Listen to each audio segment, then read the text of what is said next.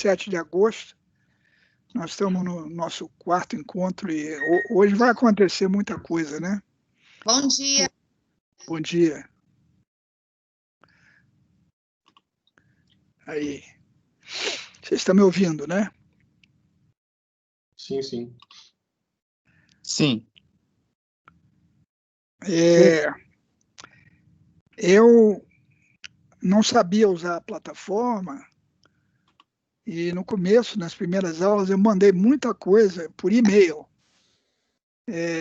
E agora o Carlos Araújo me fez o favor, em 2 sessões, de me dar instruções aqui sobre o Microsoft Teams. Eu já estou me arriscando a mexer nele, então eu botei muita coisa nos arquivos da aula 1, aula 2, aula 3, criei canais de aula 1, aula 2, aula 3 e estou botando arquivos lá. Quer dizer, o que eu tinha mandado somente por e-mail, agora consta do Microsoft Teams e vocês podem usar. Agora, inclusive na aula 3, eu coloquei uma coisa que eu chamei aulas até hoje.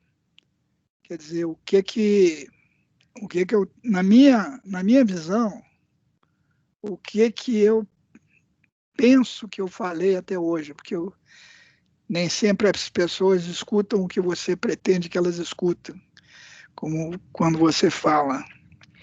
Então eu fiz um apanhado, tá lá, esse documento está lá nos arquivos, e eu supostamente cheguei a 4 conclusões, né? E que eu vou mencionar aqui para vocês. Quer dizer, no meu modo de ver, nós estamos vivendo um dos problemas mais graves que a humanidade já enfrentou, que eu dividiria em 3 aspectos que eu acho que são insolúveis. Primeiro é o transbordamento de vírus para o ser humano. Quer dizer, vírus que são capazes de fazer zoonoses que podem se transformar em pandemias. O segundo é a crença de que a invenção de vacinas e de quimioterápicos vai tirar a gente dessa enrascada. Isso eu também não acredito, acho isso um problema insolúvel. E o terceiro é a falta de vontade política, ou a possibilidade de mudar o nosso modo de vida predatório, de destruição de todas as condições naturais, que no fundo é a razão de estar havendo esse transbordamento.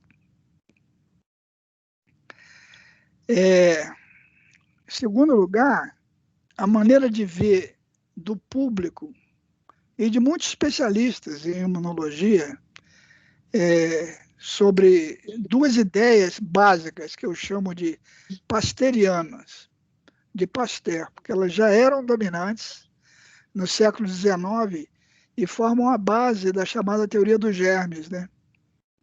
Primeiro é a etiologia específica, quer dizer, a ideia de que cada doença é causada por um micróbio, contágio com um vírus ou um micróbio. E segundo, é que a proteção contra essas doenças pode ser estabelecida por vacinas que são preparadas contendo o micróbio ou o vírus em forma enfraquecida ou atenuadas, né? As doenças infecciosas, a terceira hipótese que eu não concordo é que as doenças infecciosas são fenômenos naturais, quer dizer que as doenças epidêmicas acontecem nas plantas e nos animais, quer dizer, em borboletas, tubarões, plantações de cacau e de milho, que tudo isso está sujeito a doenças epidêmicas. Eu acho que não, que as doenças agudas epidêmicas são criações do homem nos últimos 10.000 anos e que tem um esclarecimento histórico muito importante que tem a ver com a invenção da agricultura, principalmente a agricultura de cereais em campo fixo. Bom, uma outra coisa é que em Paris, no século XIX, havia opositores à teoria do germe, como eu estou dizendo, que eu não acredito na teoria do germe, e havia opositores lá, e entre eles havia um opositor muito forte, que era Claude Bernard, que era um fisiologista respeitadíssimo, que foi praticamente o criador da medicina experimental, e ele tinha um conceito chamado meio interno, que hoje nós chamaríamos do meio extracelular.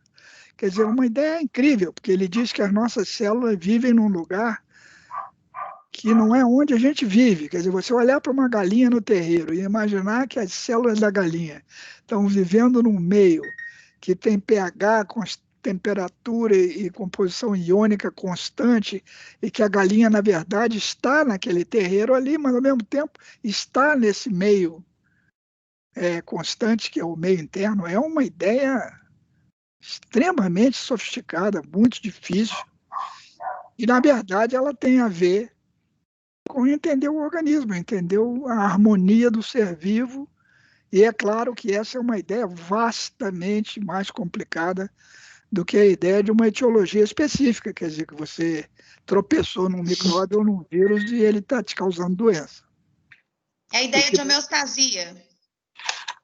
Não, é bom você lembrar isso, porque a ideia de homeostase foi criada por um fisiologista americano chamado Walter Cannon, muito mais recentemente, nos anos 1940, que se refere a coisas particulares, quer dizer, por exemplo, durante o sangramento, quer dizer, durante as hemorragias, o tempo de sangramento vai ficando mais curto, quer dizer, o corpo vai parando o sangramento cada vez mais rapidamente, ou coisas da fisiologia digestiva. O que o Claude Bernard estava falando era sobre a homeostase da homeostase. Ele está entendendo? É uma coisa muito mais geral. Ele está falando de como é que o ser vivo pode manter a si próprio. Isso não é homeostase. Homeostase é um conceito, na verdade, prejudicial para a gente entender o que o Claude Bernard estava falando, que é uma outra dimensão. Não sei se você entendeu o que eu falei agora. Você entendeu, né? Você desligou seu microfone. Você está com o microfone desligado, Desimara?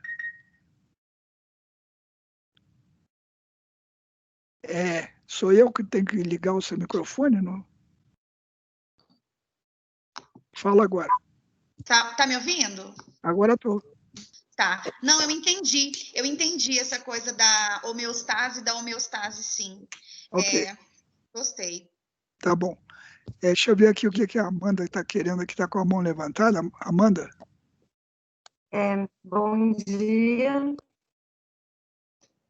Só uma reflexão, que eu acho que, às vezes, a gente falha no entendimento do que seria realmente uma homeostase, pensando só do nosso corpo, mas se a gente parar para pensar que o nosso corpo, né, desde os primórdios do desenvolvimento humano, sempre teve uma, digamos, uma pressão seletiva do meio ambiente, tanto dos micro-organismos, como, por exemplo, da vitamina D, através do contato com... Sim, a Amanda está com um problema de comunicação. Eu vou fazer a grosseria de fechar o microfone dela.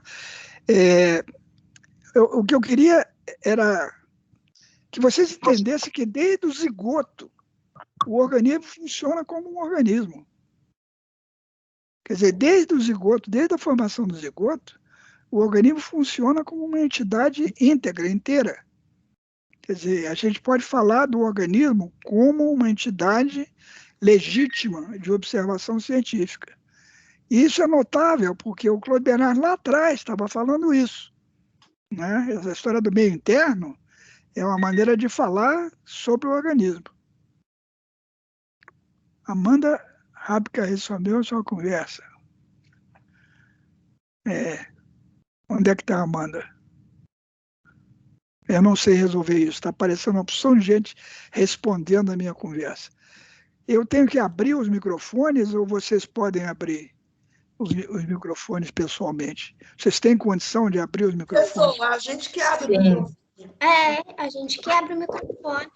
Pois tá então, falhando ainda? esse pessoal que o pessoal que está mandando respostas aqui, podia pedir licença, botar a mãozinha aí no alto, que eu... O pessoal está com problema, professor, provavelmente é coisa de internet, está dando alguma interferência. Tá ok. Eu posso continuar, então?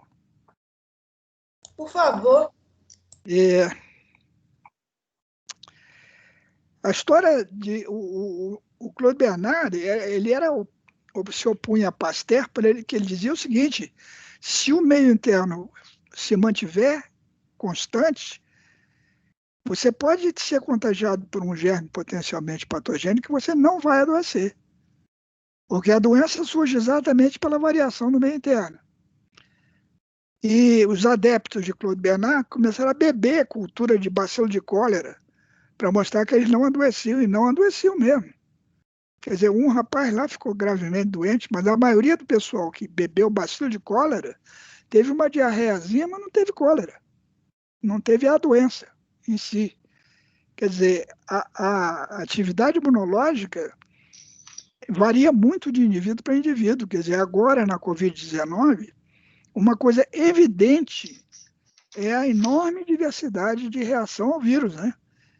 Principalmente quando você olha o efeito da idade. As crianças estão, em grande parte, sem sofrer a crise aguda, mas estão sofrendo uma doença chamada SIMP maiúsculo, que é uma síndrome inflamatória generalizada, uma gravidade menor, né? Quer dizer, a mortalidade é muito baixa, mas é extremamente desagradável, longa, né? Mas a maioria das crianças se infecta sem saber que foi infectada, fica com o vírus ali como portador-são e contaminando outras pessoas, enquanto que uma pessoa de minha idade, a minha possibilidade de morrer se eu pegar o coronavírus é 40 vezes maior do que a de um adulto de 30 anos.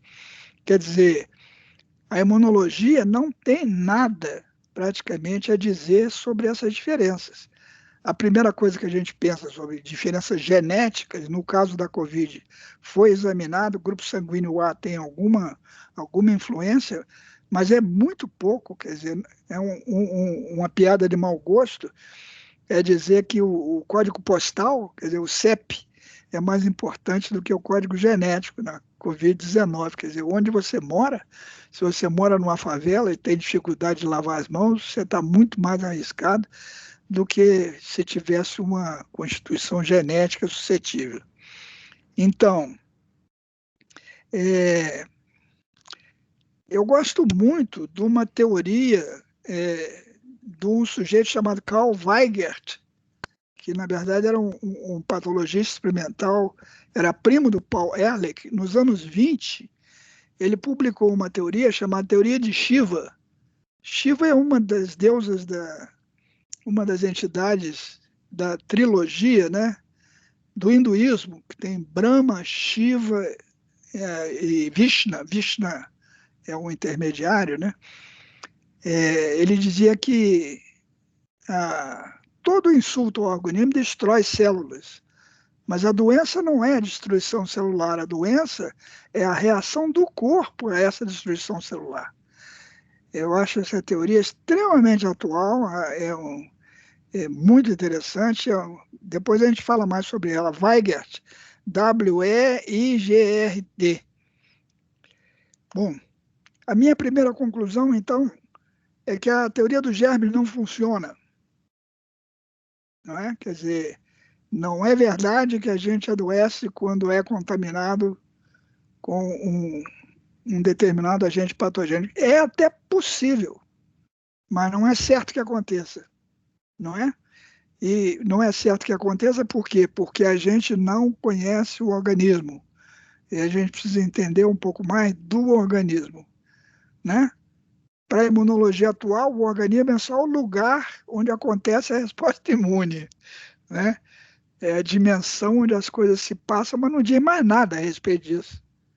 É só o lugar, não basta. Nós temos que entender muito mais coisa.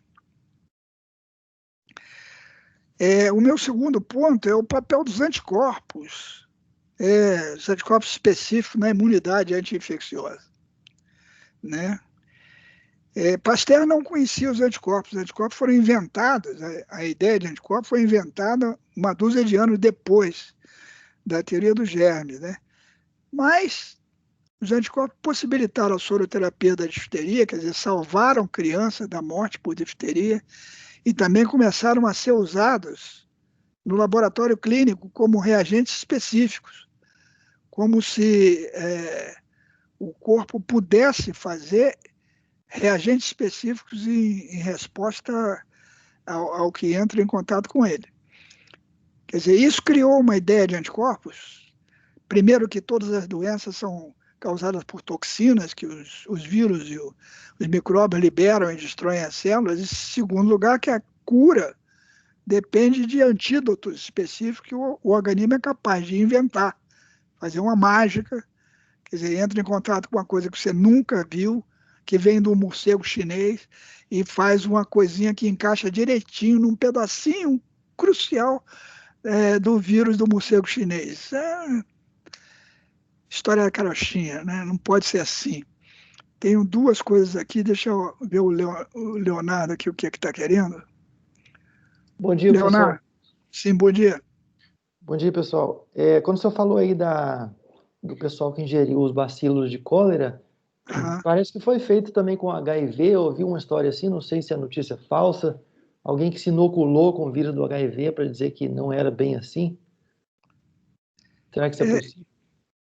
O que eu sei disso é que o Peter Duesberg, que é uma pessoa que eu respeito muito, que diz que o HIV não é responsável pela AIDS, o pessoal dizia a ele, então por que você não se infecta com o vírus da AIDS para mostrar que não é o vírus e tal?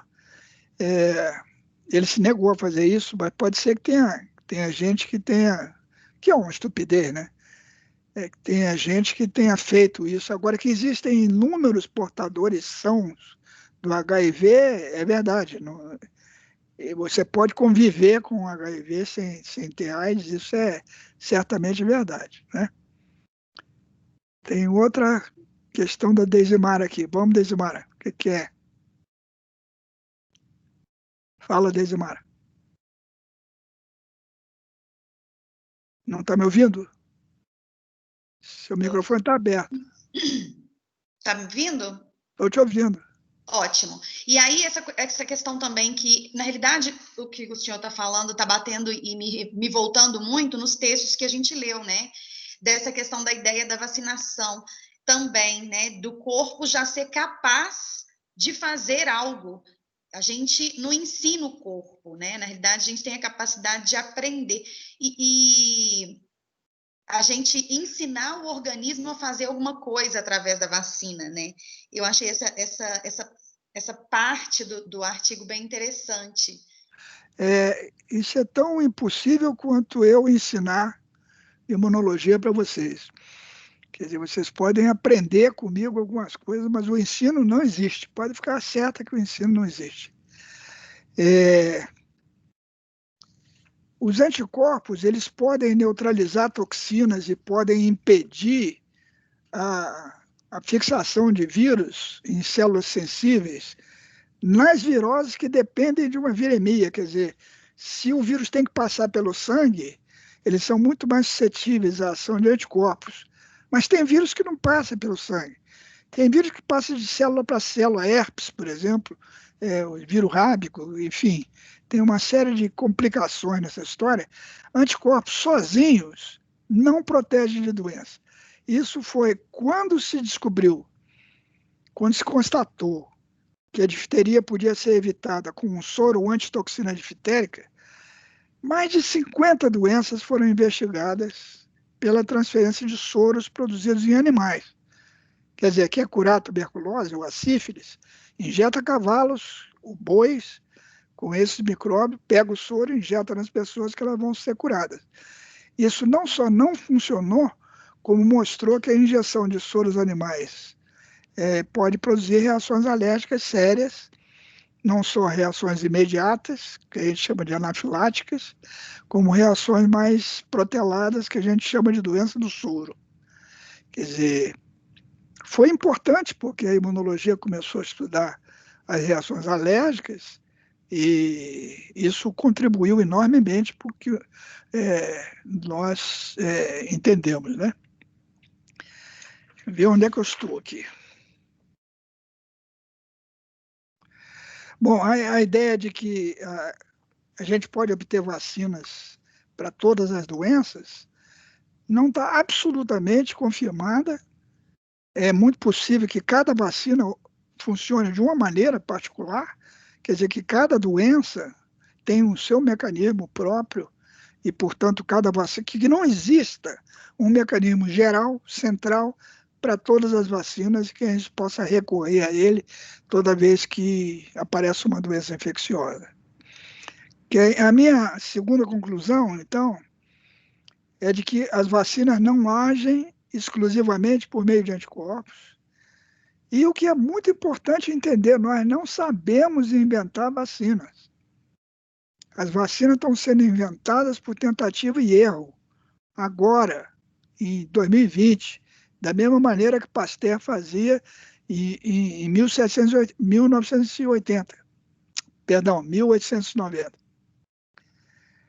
Quer dizer, nós precisamos entender mais sobre o organismo. A terceira conclusão é muito séria. Ingrid, pode falar, Ingrid. Você tá com... Professor, está me ouvindo? Estou. Pode falar. Uma coisa que tem me preocupado muito é se essa forma de enxergar a imunologia vai mudar do ponto de vista dos pesquisadores. As questões que o senhor tem levantado aqui na disciplina têm me perturbado muito, e eu acabei levando isso para uma outra disciplina com um professor que trabalha com vacinas, e eu questionei ele sobre isso. O que você acha de sucesso das vacinas? Porque na aula dele trouxe que somente 10% das vacinas que a gente desenvolve funcionam. E a resposta dele foi, se está funcionando, para que mudar? Então, eu acho que esse pensamento ele é um pensamento muito limitado para um pesquisador. Deveria ser o contrário, 99% das vacinas deveriam funcionar, e não somente 1%. Se a gente conhecesse realmente imunologia, talvez a gente nem precisasse desenvolver vacinas, né? A gente precisa começar a enxergar o todo, porque a gente está andando em círculos. A gente se preocupa em desenvolver uma vacina, mas não se preocupa, por exemplo, em achar a raiz do problema e eliminar a raiz desse problema, como, por exemplo, a invasão de ecossistemas que traz essa enxurrada de vírus silvestres para o nosso ambiente. Tá certo. Ingrid, deixa eu te falar uma coisa. Eu botei hoje, lá no arquivo da aula 3, o prefácio do Guia Incompleto de Imunologia que o Maturana escreveu para nós. O Maturana é um grande amigo, porque eu tenho um grande apreço, e nesse prefácio, ele diz que você lendo o livro, você pode se tornar bilíngue em imunologia. O que significa o seguinte, se você sair por aí falando o que você aprendeu aqui, você vai ser martelada. Quer dizer, você tem que entender duas imunologias. Você tem que entender a imunologia tradicional, que é legítima, quer dizer, que é uma coisa que é feita há 120 anos, é riquíssima.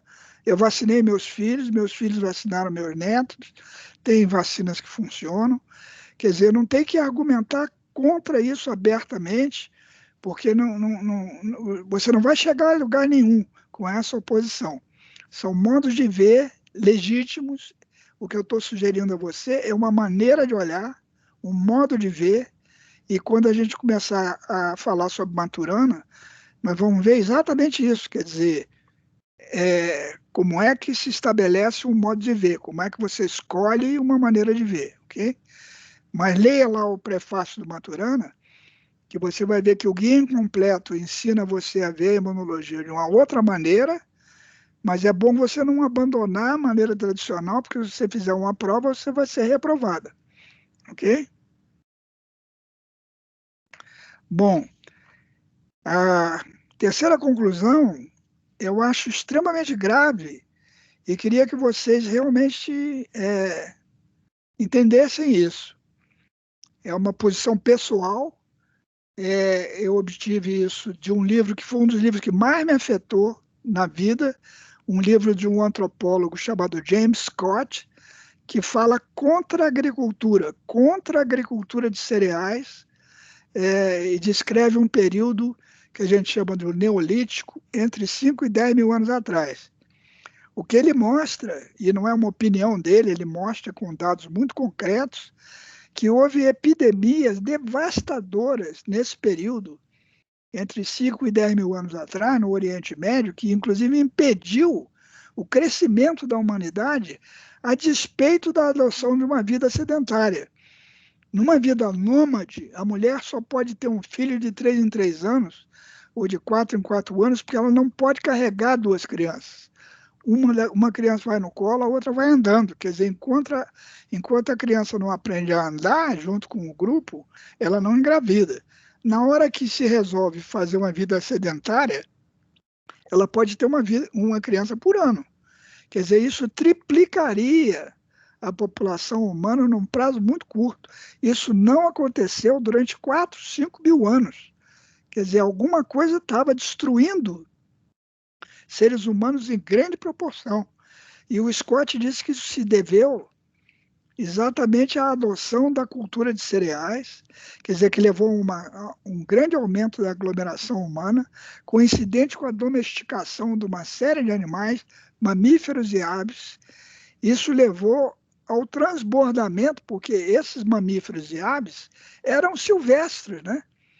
Quer dizer, a galinha virou um animal doméstico durante esse período. Quer dizer, e vírus das galinhas, e vírus de porcos, e vírus de cães, e vírus de cavalo, e tudo isso gerou transbordamentos que afetaram gravemente a população humana. Depois, durante milênios, esses micróbios e vírus foram se tornando endêmicos, quer dizer, afetando aqui e ali alguns membros da população, e essa foi a população que se espalhou pela Europa. Agora, quando os europeus entraram em contato com outras populações, como aconteceu na Polinésia, na Ásia e principalmente na América, essas epidemias surgiram novamente e nas Américas elas destruíram virtualmente todas as nações indígenas, na América do Norte, no Caribe, na América Central e no Brasil. José Reinaldo Lopes tem um livro chamado 1499, O Brasil antes de Cabral, que é uma descrição do que aconteceu com a chegada dos portugueses aqui. E uma versão mais atual, quer dizer, o livro dele é de 2017, mas uma versão atual mesmo, é do ativista indígena Ailton Krenak, que também é um amigo, que está no Netflix, na série chamada Guerras do Brasil. A primeira guerra do Brasil é a Guerra de Conquista, quer dizer, os portugueses nos conquistando, e o Ailton Krenak diz que essa guerra não acabou até hoje. Até hoje as nações indígenas estão sendo dizimadas, e em grande parte elas são dizimadas por doenças infecciosas trazidas por europeus ou descendentes de europeus como nós. Quer dizer, a terceira conclusão que eu ofereço a vocês é que as doenças epidêmicas agudas não são fenômenos naturais. E toda vez que elas aconteceram, quer em plantas, quer em animais, elas aconteceram por interferência humana. Quer dizer, por coisas que os homens fizeram. Hoje em dia, é quase impossível a gente eliminar essa possibilidade, dado o que o ser humano está fazendo no planeta. Por exemplo, a contaminação com microplástico da água que você bebe, da água dos oceanos, do ar. Eu vi um capítulo sobre as gramas, centenas de gramas, toneladas de plástico que são depositados no Grand Canyon, pelo vento. É a distância que o Colorado tem do oceano. O microplástico está por todo lado. O aquecimento global gera desequilíbrios que a gente não pode afastar mais do aparecimento de qualquer doença infecciosa. Quer dizer, minha terceira conclusão é de que as doenças infecciosas agudas não são acidentes naturais. Agora, eu fiz uma tentativa inicial de apresentar a vocês a Gregory Bateson. Gregory Bateson foi uma das pessoas mais inteligentes que eu já li. Eu recomendo a vocês ler tudo que vocês encontrarem que ele tem escrito, principalmente num livro que ele escreveu chamado Passos para uma Ecologia da Mente, que é um conjunto de artigos que ele escreveu em as revistas mais dispares, né? É uma pessoa desarrumada, confusa, fala muita coisa atrapalhada que a gente não entende de saída, mas é imperdível. Eu mandei vídeos organizados por suas duas filhas, vídeos muito diferentes, uma de Nora Bateson, que é uma descrição do pai, do pensamento do pai, outra de Mary Catherine Bateson, que é uma antropóloga famosa, atuante atualmente, né, sobre como se tornar um pensador sistêmico. Quer dizer, mais ou menos o que nós estamos tentando fazer aqui, como pensar em sistemas, integridades, em vez de pensar em pedacinhos e moléculas e células apenas. Eu acho importantíssimo pensar em moléculas, pensar em células, entender o que elas fazem, mas acho também importantíssimo pensar nos organismos. Bom, depois do Bateson, eu queria que vocês conhecessem então o pensamento de Maturana, que é assim o meu guru, o meu guia. Eu só penso assim porque conheci o que ele fala, o que ele pensa.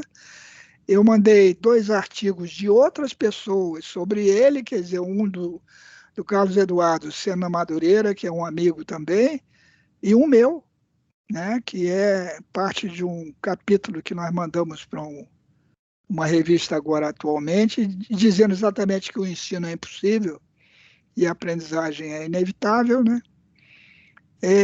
E eu espero que vocês tenham lido isso, e pelo que eu entendi, os grupos de trabalho vão agora se manifestar e dizer para mim coisas sobre o que eles entenderam da coisa do Maturana. Antes eu vou falar um pouco sobre o pensamento dele, né? Como é que ele chegou a isso. São 10h35, até 11 horas eu termino essa coisa, e de 11 horas até 11h40, como o Carlos Araújo me chamou a atenção, essa aula vai discutir as ideias do Maturana.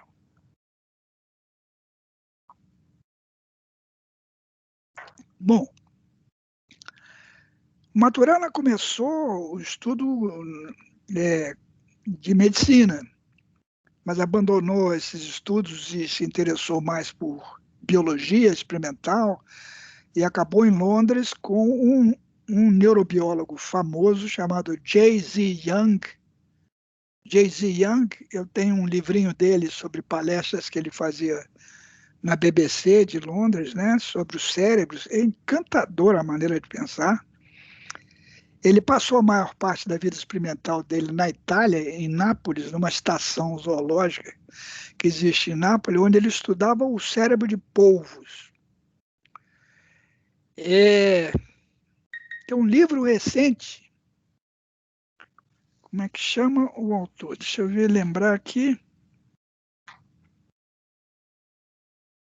Bem, não importa. Tem um livro recente chamado Outras Mentes, de um sujeito que, além de ser filósofo de ciência, é um mergulhador. E ele começou a se interessar por polvos. Ele mora na Califórnia, mas descobriu uma comunidade enorme de polvos na Austrália, perto da Austrália, e visita isso regularmente. E o que ele fala sobre o comportamento de polvos é completamente incrível, inacreditável mesmo.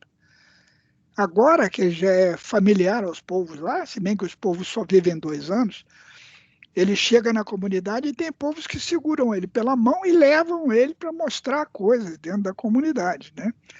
Um polvo com uma cabeça do tamanho de uma laranja, tem assim mais ou menos 1 metro de ponta a ponta de tentáculos abertos, entra numa garrafa de cerveja com maior facilidade, passa por baixo de uma porta.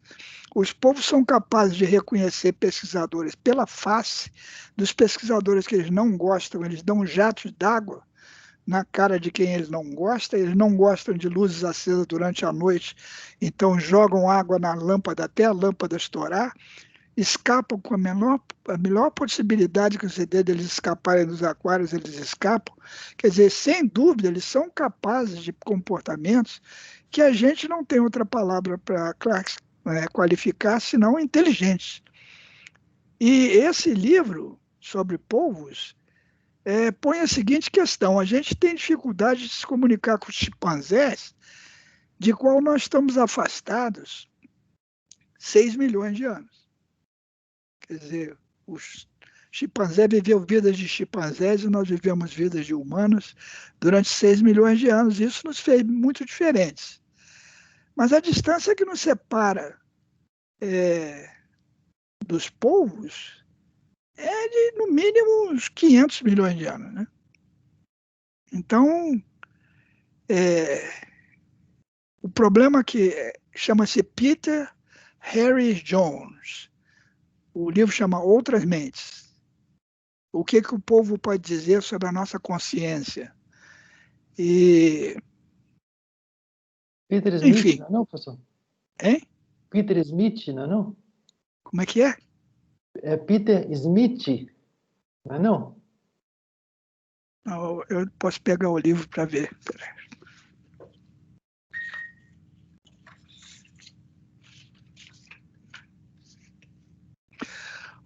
Peter Godfrey Smith. Aqui. Outras Mentes. Imperdível. Isso aqui é uma delícia. É um daqueles livros que você pega e não consegue largar. E o Milor Fernandes é que dizia que existe também livro que você larga e não consegue pegar, né? Tem, certamente. Mas deixa eu voltar ao Maturana. Ele foi trabalhar com o J.Z. Young. E o J.Z. Young pediu a ele que repetisse experiências de um neurobiólogo americano chamado Roger Sperry, que fez experimentos muito cruéis, mas muito importantes para a gente entender a consciência. Sperry queria saber se o nervo óptico se regenera. Então, o que ele fazia era pegar salamandras, que são animais que têm um poder de regeneração muito grande. Você corta o braço de uma salamandra, em alguns meses ela faz um outro braço, com as mãozinhas, as unhinhas, tudo direitinho como era antes. Ele pegava as salamandras e retirava o olho da salamandra fora e botava de novo na órbita, né, um dos olhos. E depois esperava um pouco e ia ver se o nervo óptico se regenerava histologicamente, né, se ia para os mesmos lugares que ele estava conectado antes, e se a salamandra enxergava com aquele olho. E funciona. O nervo óptico da salamandra regenera. Ela consegue ver com o olho. Mas aí ele faz uma coisa diabólica. Ele tira o olho da salamandra e gira o olho 180 graus. E põe o olho na órbita girado 180 graus. E vai fazer a mesma pergunta. Será que o nervo óptico consegue descobrir que eu fiz essa maldade e vai procurar o lugar onde ele se ligava antes? E, para surpresa dele, histologicamente, sim, o nervo óptico procura o lugarzinho onde ele ligava antes e liga. Mas a pergunta, e a salamandra enxerga com esse olho virado? Dá uma resposta muito curiosa. É que você põe uma mosca na frente da salamandra, ela, em vez de jogar a língua para frente, ela joga para trás. Você põe uma mosca lá atrás, ela joga a língua para frente. E o que o Maturana diz, nessa hora, o J.Z. Young pede a ele que repita as experiências na RAM. Ele repete na RAM e dá a mesma coisa. A RAM joga a língua para trás quando devia jogar para frente. E o que o Maturana faz, e o Sperry não fez, é ficar completamente escandalizado com esse resultado. E ele diz que a salamandra não está errando. Ela está fazendo exatamente o que o olho dela diz para ela fazer. Quer dizer, como o olho está girado, o que era quadrante superior direito passou a ser quadrante inferior esquerdo. Então, o que ela faz? As coordenações internas do organismo diz imagem em tal posição, quadrante inferior esquerdo, manipular músculos em tal direção. Né? Quer dizer, a salamandra não erra, ela pode morrer de fome, mas não erra nunca. Ela está fazendo exatamente o que o seu olho diz a ela, o que o olho dela diz ao cérebro dela para fazer. Compreende? Isso significa que você não aponta, a salamandra não aponta para um objeto externo. Ela faz uma correlação interna entre o olho e o cérebro e os músculos. Isso é doidão, isso é muito doido, né? E o J.Z. Young fala para ele, por que você quer mudar tudo? E ele diz uma frase que eu nunca mais esqueci. Ele diz, eu não quero mudar tudo, mas é que tudo resulta mudado quando eu entendo a biologia do conhecer. Tudo resulta mudado quando eu entendo a biologia do conhecer. Eu estava lendo um outro livro,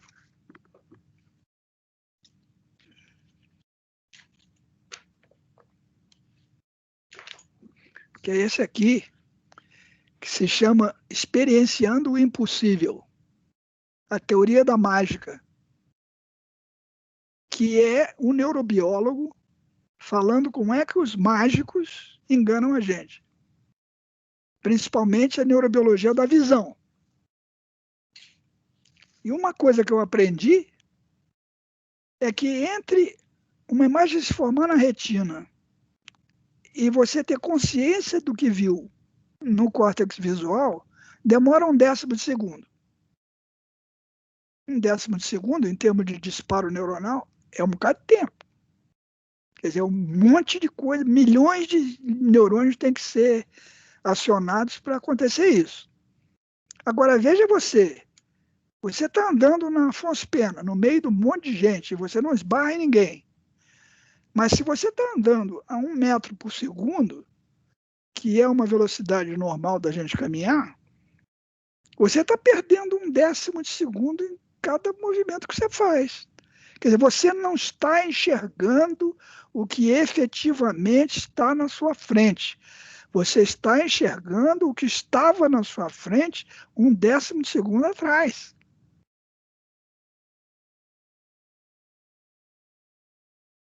Então, isso te faria esbarrar em todo mundo que vem na sua direção. O que o cérebro faz é fazer você enxergar o futuro baseado no que você enxergou no passado. Você não enxerga o presente.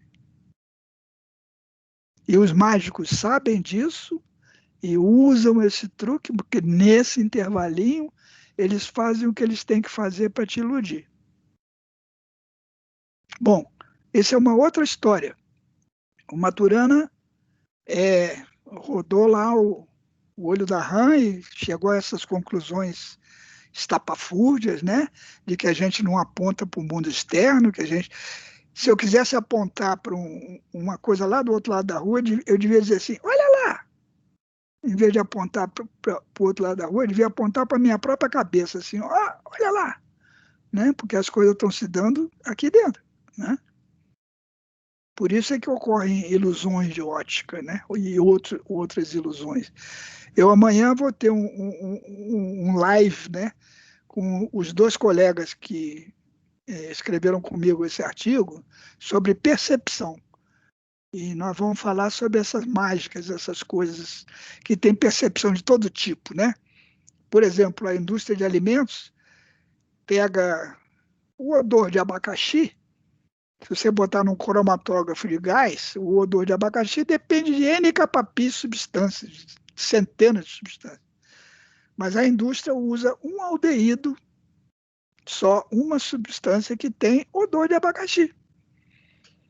Quer dizer, como é que uma substância substitui centenas para dar a você o odor de abacaxi?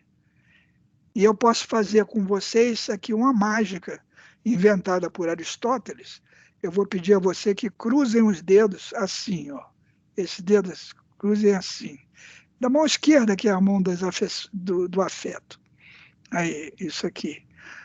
Agora, passem esses 2 dedos bem devagarzinho na ponta do nariz.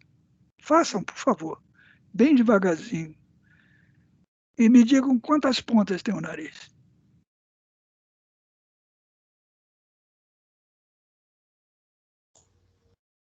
Dá a impressão que são 2. Pois é, mas essa impressão que são 2 é exatamente a mesma impressão de que é uma só quando eu faço assim com os dedos descruzados, né? É. Quer dizer, eu não posso distinguir entre ilusão e percepção a não ser comparando uma sensação que eu tive com outra, que eu considero mais confiável.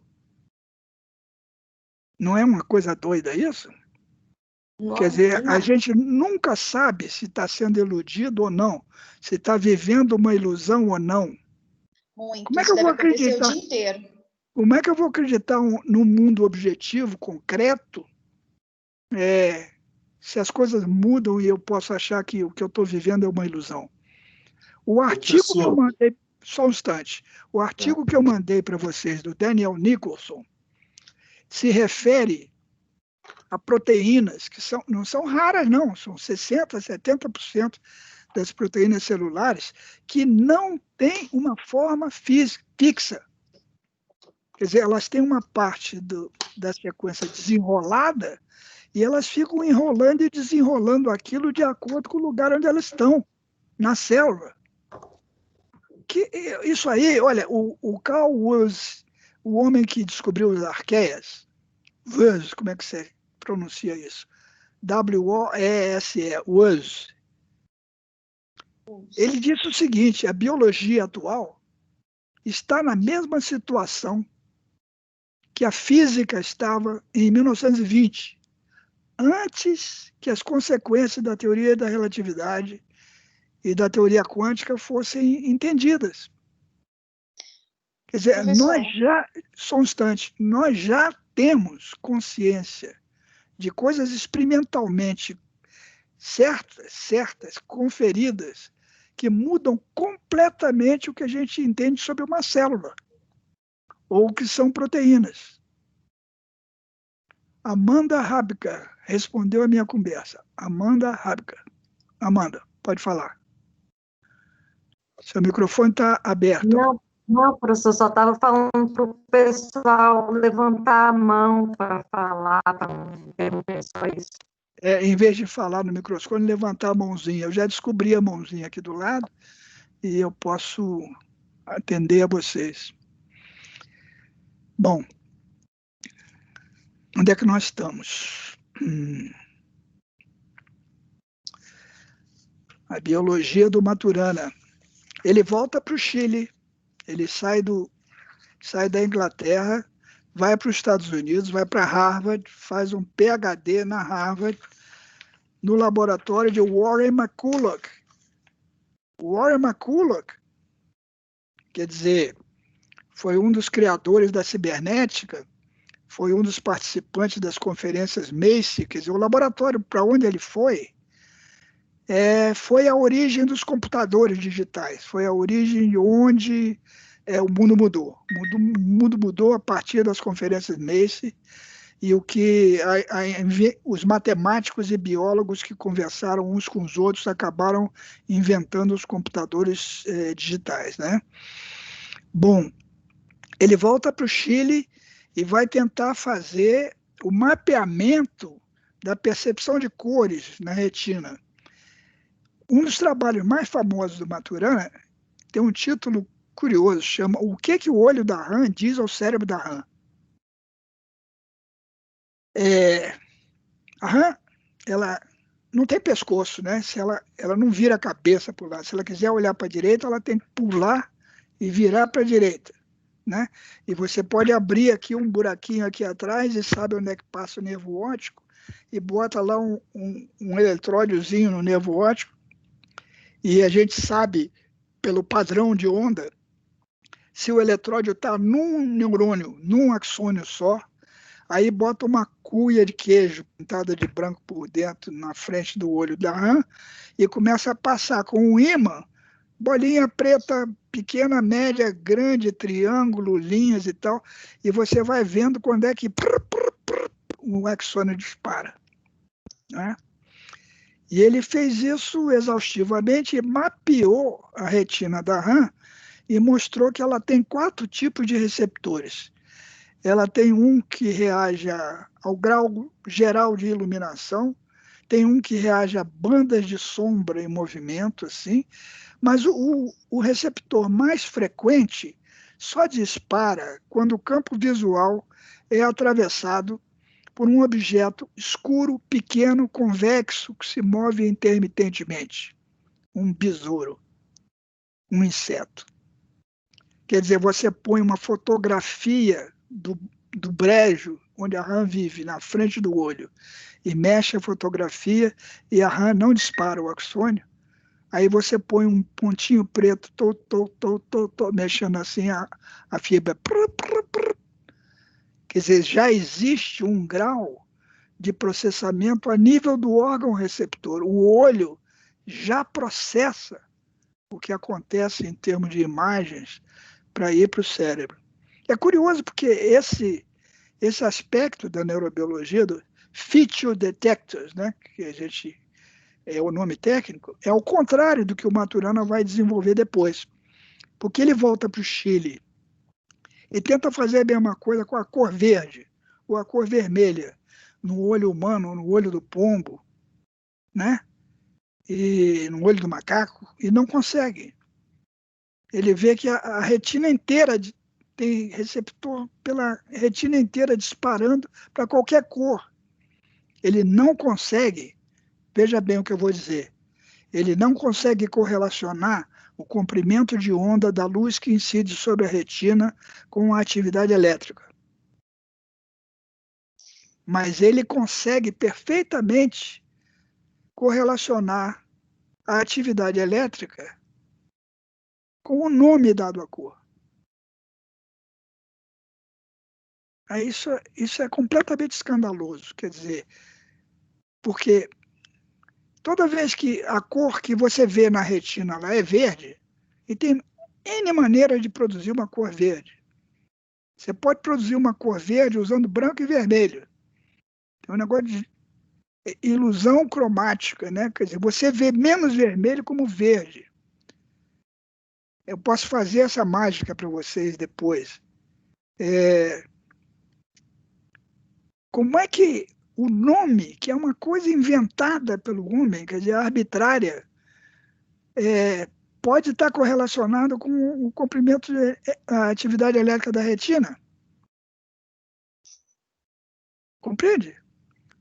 Desse experimento em diante, o Maturana começa a ser conhecido pelos colegas como El Loco Maturana.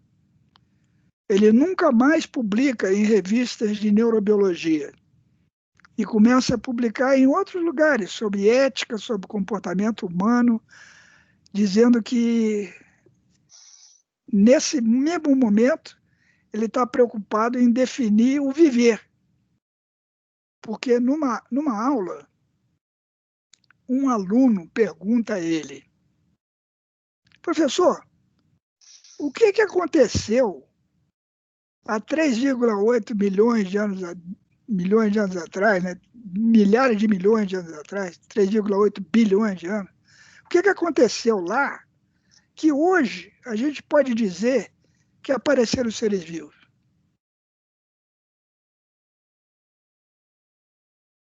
Olha só, isso não é perguntar o que é vida, o que é o viver.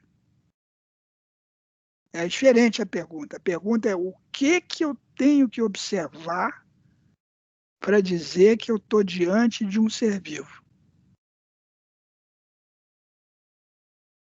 O que eu tenho que observar para dizer que uma pessoa conhece tal coisa? Uma pessoa te diz que sabe tocar piano. O que você tem que observar para concordar que ela sabe tocar piano? Ela tem que tocar piano para você. Uma pessoa diz que é arquiteto e que sabe fazer plantas. Você tem que ver as plantas que ele faz, né? Quer dizer, O conhecer é o desempenho eficaz de uma tarefa, de um procedimento. Não é? Eu dou uma prova para os alunos respondem, eu digo, não é verdade, isso aqui está errado, não é assim. O que você está pensando está errado. Vai ler de novo esse troço e depois volta e me diz o que você pensa. Ah, sim, agora você entendeu. O critério de validação do desempenho é nosso. Somos nós que dizemos, não, conhece sim, sabe mesmo. Esse é louco, mas sabe. Esse sabe as coisas, né? O critério do conhecimento é uma ação efetiva executada de acordo com os critérios de validação estabelecidos pelo observador, né? Nesse momento que o estudante pergunta ao Maturana o que eu tenho que observar, ele tem a honestidade de dizer, eu não sei. Mas se você voltar o ano que vem, eu te respondo.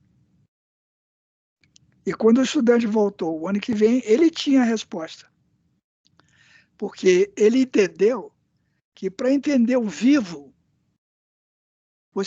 ele estava trabalhando na percepção visual, né? Ele queria saber como é que um pombo separa a cor vermelha da cor verde, né? Trabalhando em percepção de cores.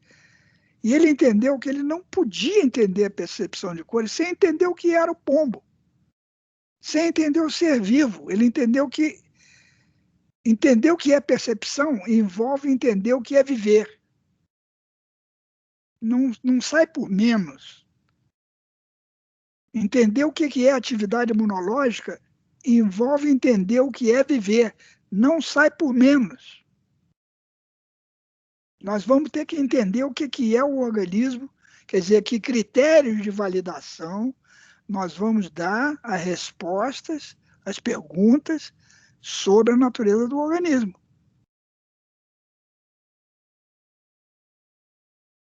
Aí, não saber fazer vacinas é perfeitamente desculpável, né?